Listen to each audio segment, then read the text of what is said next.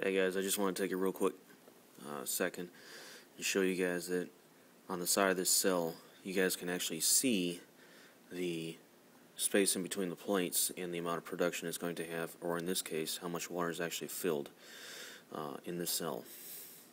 Plus I'll be able to see flow characteristics from the end, from one side of the cell, like the feed side, to the non-feed side of the cell.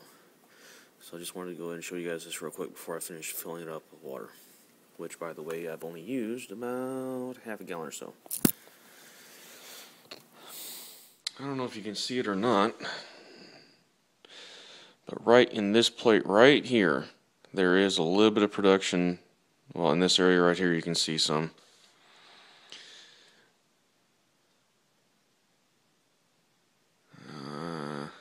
Kind of wishing I'd made it out of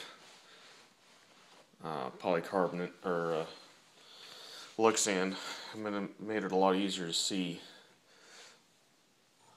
But there's no bubbles at all in this tube, which I kind of expected because this. No, never mind. I would have been wrong on that. But like I said earlier, we've got still less than a 0.1% in there. Now what I can do is change these leads around a little bit. I do still have, I'm going to shut off the power to it real quick. Now if I move it to this one, this will be straight 12 volts plate to plate. There'll be no spacing at all, or no neutral plates at all on that. And we're going to turn it back on. Oh, by the way, that is the reading off the DC shunt. And it looks like I got the leads backwards. Let's try this again.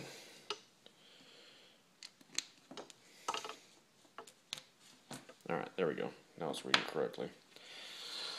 Alright, now we're getting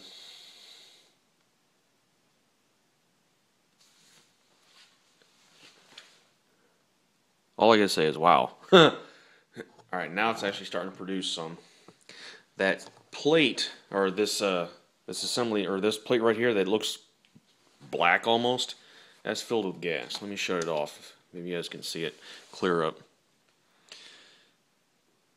Alright, it is clearing. There is quite a bit of production there. Where's my tapping hammer? Alright. Knock some of those bubbles loose. Starting to clear up if you can't see that. Oh yeah. And it's on. Yep. We're getting less than an amp of draw right now. I'm going to turn it off real quick. Put this one back to where it normally belongs. I'm going to remove this ground so that there's one neutral.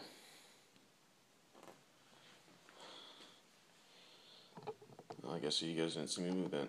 Oh well. I'm going to turn it back on, and we'll see if that plate next to it fills up fairly quickly. We're going to look for this one filling up. This one here is black, it's filled. We're going to look for this one. Amperage has been dropped in half though.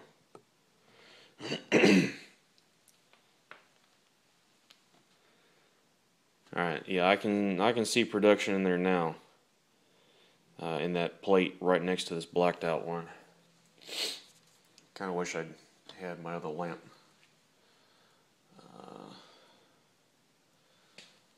I'm going to pause the video for a second and get a lamp behind it. Alright, I got the lamp going.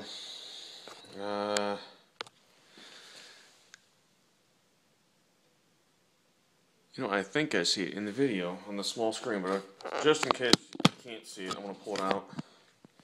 And we're going to bring it in here and do it this way.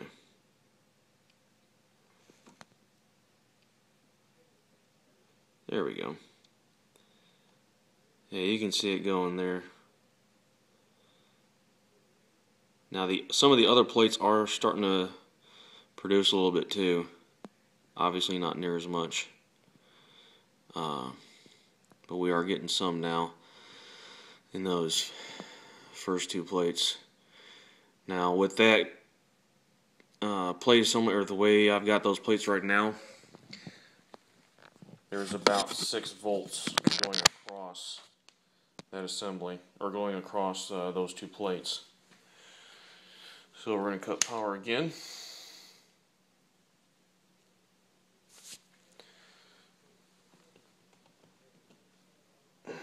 Move this back to its normal. Move this one so that we now have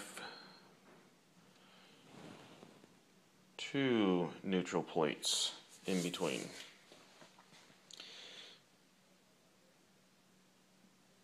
And turn power back on. You can see production going again on the left 2 plates, and it's probably going to take a minute for it to build up on that next plate gap that we just did. And of course, amperage pretty much halved again. I need to get more sodium hydroxide in here, but in a way I'm kind of afraid to until I know where I need to put it. Right now I only had, I don't know if you can see that, 91 grams of sodium hydroxide in here, and that's taking into account the tare weight of the actual bottle itself.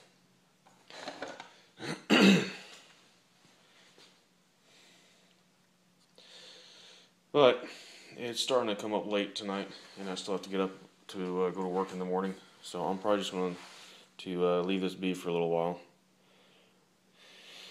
And maybe if I'm lucky it'll even out a little bit on the concentration, although I kind of doubt it. Really wishing I'd had that pump in there now. One problem is that pump is